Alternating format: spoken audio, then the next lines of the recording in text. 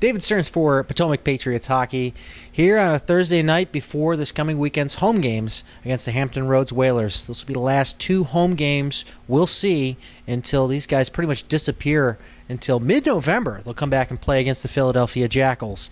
So let's just kind of talk a little bit about what happened this past weekend. The Atlanta Knights came into town, and they came in riding on their high horses and took two victories away from the Patriots. 4-2 and 2-1 are the respective scores.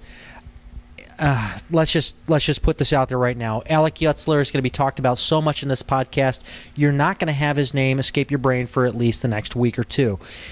He has a 94% save percentage, and you know what? Let's just save it. Let's go right to Alec Yutzler's interview right now. David Stearns with Alec Yutzler. Alec, we just can't stop talking about you. We got a 94 save percentage and a 238 goals against. How do you do it? I mean, even though you've lost 4-2 and 2-1, you're still the go-to guy, and coach can't stop talking about you either. I don't know. We got a really good team in front of us, and I just get prepared for games, and the guys are there in front of me to help it all come together. Well, how are you dealing with the pressure of seeing as many shots as you have in recent games? Does it become frustrating for you to see that many shots? Not really. I don't really mind that many shots, and I don't try not to think about it. What energy do you channel before each game? I mean, some goaltenders have their habits. What is your habit leading up to a game to prepare? I put on my hoodie, throw my hood up, and just listen to some music. Any particular favorite music? Usually it's some kind of rock, like Slipknot or something. Okay, so you're a hardcore rocker. Okay, I like it. What are your thoughts going into this weekend against Hampton Roads? You had a tough couple of games to face down Atlanta this past weekend. Hampton Roads going forward. What's going on in your mind? I don't know, not sure about how they are as a team. They'll probably be pretty strong when we come out and play. All right, good luck this coming weekend. All right, thanks, Alec. It's Alec Yutzler, goaltender for the Potomac Patriots. So an interesting perspective from Alec Yutzler, who is just seeing tons of shots per game, and we'll find out later on what Coach Ziegler thought about his team's offensive and defensive strategies and how to lessen those numbers that Yutzler is seeing. But speaking of which, we talked to a new player that we haven't talked to on this Patriots Playback, and that is Taimur Hannon. Let's take a listen to what Taimur had to say as he introduces himself to the Patriots Playback. David Stearns here with Taimur Hannon. Yep. Taimur, tell us a little bit about yourselves. This is the first time we're actually seeing you here, and you did have some playing experience in this season so far. Why don't you tell everybody out there about yourself? I played Junior A last year for the Pittsburgh Junior Penguins. Just coming here to this league is just a huge difference. It's a little faster, less hitting though, but I can adjust. So you can adjust, but can you bring the hitting to the game? Because, I mean, Coach R.J. Ziegler just kind of mentioned that it's kind of lacking in that department right now. Yeah, I think I've been slacking a little, though, in the past few games. I mean, being an older guy, I got to set an example for these younger guys and really bring the hitting on and set a tone for this team. What kind of hockey do you usually see out there in the NA3 versus what you see here? You mentioned that there's a little bit less hitting on this side, but what else do you have over there? Very physical, just your typical dump and chase. Okay. A lot of fighting. Really? Yeah, they let that slip a lot. So do we see any of that coming in the future here in the EJHL South, or what? No, I kind of want to play, so. Oh, okay. Well, are you a fighter? Are you an enforcer? Not an enforcer. I just keep the guys out of the house, per se. Okay, so you're from Frederick, so are you a Caps fan? Yeah, definitely. Favorite Caps player? John Carlson. John Carlson. Okay, all right, not bad. Everyone keeps on saying Eric Carlson, but I'm like, wait, no, he's up in Ottawa. But you picked the other Carlson. All right, good for you. Good for you. What are your expectations for this coming weekend? Against Hampton Roads. We just have to stick to the basics, as you can see our record. If we just stick to the basics, the results will show. That's pretty much about it. All right, Taimur, thank you for stopping by. Thank you. So we got to look into what the NA3 was like from Taimur Hannon, and now he's with us here for his final year. He's a 92 birth year. This will be his last year in junior hockey, so he's what I think Sean Gregory called one of the grandpas. So, and now we're at that moment in the podcast here that we get a chance to talk to Coach Ziegler. He's been avoiding us for weeks. He's been sharing the wealth with Coach Mahaffey and Coach Hildreth on the interviews, but finally we get a perspective from Coach Ziegler on how his team's been faring in his eyes over the last couple of games and maybe how he sees things going forward. So let's hear what Coach Ziegler had to say. David Stern's here with Coach R.J. Ziegler. It's your turn. Yeah. We can finally get an interview with you. It's been a while. All right, so it's not actually me doing the interview tonight. It's actually Brian Schrems remotely, and he's got about 20 questions. So let's start with the first one. Discipline. It's improved considerably since week 1. Smarter hitting. Do you attribute that to anything? A little bit of experience. Play a few games, get used to the speed and the tempo, and see how the refs are calling it at the junior level, what can go, what can't. And I think our guys have made a pretty good adjustment staying out of the box. This past weekend, the officiating, in my opinion, you don't have to give your opinion on this, was a little inconsistent. Did that kind of mess with the game plan as far as trying to study up on what the refs were going to call and what they weren't going to call? Well, at least we're not the NFL. Okay.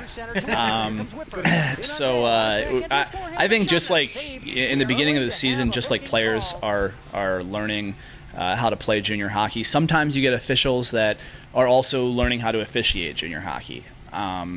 And we have a couple that are very consistent that are here that do a great job. We're fortunate when guys like Rich Robichaux come, but there's also guys that don't do it as much.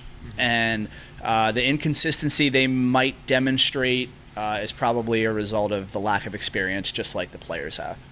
Okay. Question 2 from Schrems. Shots against versus shots. Oh, this was one I actually wanted to ask really badly. I should have asked this one up front. What tactics do you impose to improve scoring chances? And then is it back to basics, or is it use speed to the advantage? What is it that you're going to try to do here to get that shot count a little more balanced? Plain and simple, we absolutely have to be better 5-on-5. Almost all of our scoring chances come on the power play, and you're not going to win hockey games if you're relying on special teams to score goals. So we have to be better 5-on-5. We have to be more aggressive 5-on-5, and not aggressive as in when we don't have the puck, put a lot of pressure on. That's something that you have to do. Aggressive as in when we have the puck, don't always be looking to regroup first and come back up the ice. If you've created some sort of turnover, then try to create an opportunity in transition. Try to use the speed that we do have to create an opportunity right away. Get some chances, put pucks to the net, crash the net, do things simple but aggressive. And right now, we're not doing that. We look, I don't want to say scared, but timid.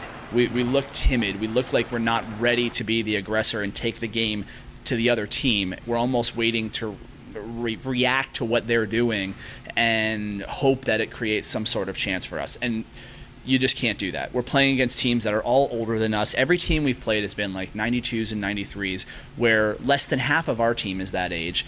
And these guys have to be the aggressor and take games to the opposing teams, regardless of how much bigger they are or stronger or anything else. Okay, well said. Now, it does lead into his next question, which I think is appropriately ordered here. Yutzler had an outstanding weekend. Any frustration coming from the goaltenders over the lack of offense and defensive support? You're never going to hear that from Alec. No way. I remember one of the first interviews we did, I told you that how eventually when Alec came around, you were going to see this. And there it is. Like he's come around, and he's just played great. You're never hearing negative stuff. He stopped 50 of 52 on Sunday, and we lost by a goal. You definitely could have. I would have almost expected to hear from a goalie, "Hey guys, can I get more than one goal support when I stop 50 shots?" But no way. You'll never hear it from Alec. He's just too much of a team guy. He's just going to do whatever he can every time he gets a chance to play, and that's how it's going to be. It doesn't matter if we've lost a few in a row or 10 in a row. He's going to do the same thing. Sticking with him through the weekend?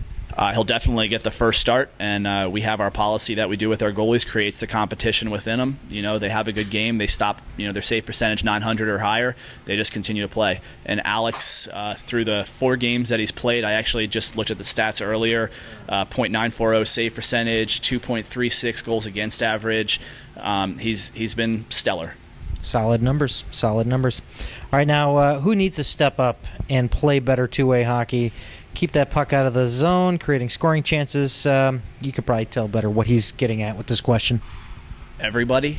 Our defensemen have to make smarter decisions with the puck. They have to know when to glass it. Stop rimming pucks around and hoping that our guys are going to be able to win battles along the boards to get the puck out. But our forwards at the same time, I don't think that they're aggressive enough getting out of the zone. If they do get the puck, it's just like we talked about. It's, sometimes they're actually tracking back into our end as opposed to trying to move the puck up ice. We have speed, we have talent, we have to use it. And really, you can't isolate this to anybody. Essentially, the only one that doesn't need to make any changes is Alec at this point. Okay, so Alec is your superstar out there on the ice so far. That's okay. Now, we're down to the last two questions. We're almost there. All right, Brian asks, last weekend standouts were Reese and Whipper in his mind. He says that they used their speed to the outside to evade defenders and create scoring opportunities. Is speed the name of the game or just one factor in your plan of attack? I think when you talk individually, everybody's going to have certain things that they do well. We talk to our players about filling roles. We talk to them about if they're a big physical guy, to go make some hits, change the momentum of the game. If you're a speed player, use your speed to create scoring chances. Use your speed to catch a guy on the back check. Reese did play well. He had a lot of speed. He drew the penalty shot. We've also talked about finish. We brought that up, how everything comes back to finish. Finish your hits. Finish the shift. Finish out the period. Make sure you're playing hard the last couple minutes. Finish the game. Finish your scoring chances. And we're not finishing. When we do get scoring chances, Whip hit the post. Reese didn't score on the penalty shot. Turgeon was held scoreless this weekend. We talk great about our big name players when they get the job done, but that also means that they have a responsibility, that the team relies on them to get the job done. And if they're not scoring, they have to share the blame when things aren't getting done. So yeah, Reese and Whip both played well. I agree that they both used their speed well and they played well, but the fact is neither of them scored. They need to get on the scoreboard. So let me ask you, what did you tell him going into that penalty shot? Was it go 5-hole? Because that was what I thought you directed him to do. He almost had it. Yeah, I'm never going to – I never tell a player what to do, because no matter what, he's the one coming down with his head up and seeing what the goalie's given him. I simply said that I did tell him, bigger goalie, big legs, big 5-hole, just see if it's there. Reese's bread and butter move is actually a fake forehand to the backhand, and he tries to put it up top. But I've never really seen him make that move to his forehand. So in retrospect, I made sure I told him, I'm not telling you what to do, just keep your eye on it. But, he made a decision coming down the ice, and it didn't go in. Just keep playing. So. All right, final question. Ever consider playing the trap if you get up early on? Shrems, I'm going to kill you. Trap. Have you ever considered playing the trap? Have we gotten up early on?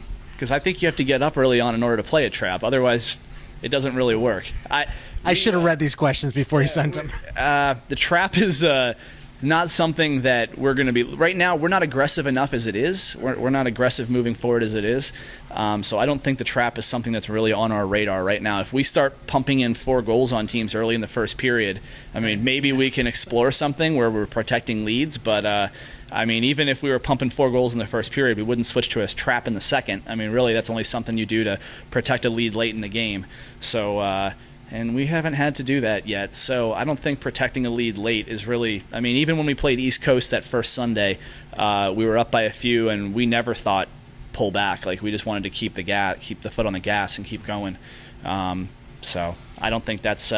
Brian, that's not in our minds right now. It isn't too unheard of. They started off a game, Philadelphia-Tampa last year, with the trap. And it rained booze. And we were talking about this during the broadcast. You haven't thought about starting off with the trap? No. Okay. Not with the team that hasn't been aggressive enough. No.